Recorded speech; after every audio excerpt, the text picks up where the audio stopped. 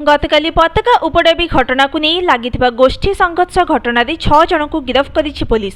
तेबे घटनास्थल बीएनएस 163 बलवत्तर थिबारु गुडुपोखरी बजार और अदन बजार समस्त दुकान और समस्त सरकारी और बेसरकारी विद्यालय और मदरसा बंद रही।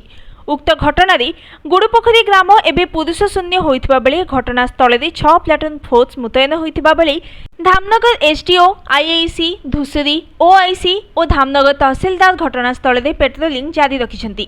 परिस्थिति को नियंत्रण को आनिबा पई आज अपराह्न धामनगर पंचायत समिति गृह में उपजिल्लापाल अध्यक्षतार शांति कमिटी डाकी आलोचना करबा पई पुलिस और जिला प्रशासन निष्पत्ति नेछि।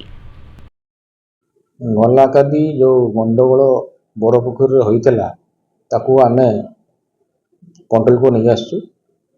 रात्रि भी काली आपनकर परिस्थिति पूरा शांत थिला, आज भी शांत अछि।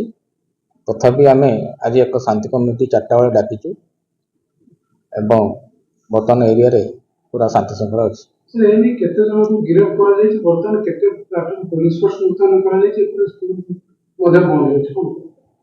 हमें से एरिया रे 133 धारा लागू करछु एवं आमर 6टी प्लाटून फोर्स मुतयन अछंती एवं यह आसंता काली 21 तारिख राति 10टा पर्यंत बलवत्तर रही। तेणु जेहेतु सिचुएसन बता नॉर्मल आड़क गति आम पूरा पुलिस प्रशासन एवं जिला प्रशासन तीक्ष्ण नजर रखीचु। गिरफ आमर काली सुधा होती 6 जन को कराई एवं ताको कोर्ट फड़ाई करा जाए।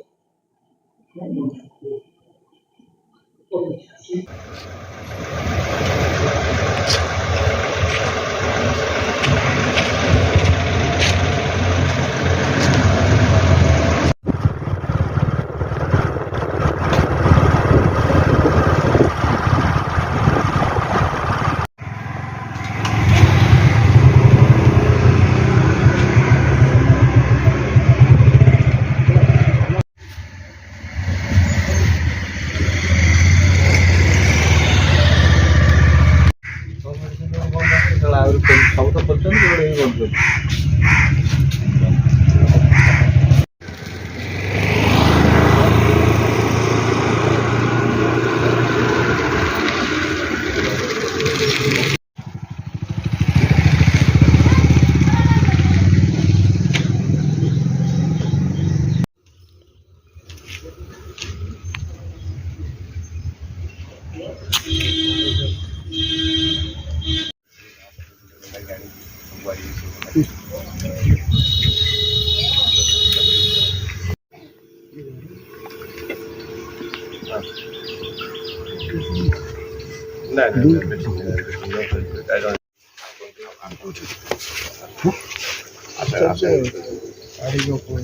पांच जन बस्तु मुरबी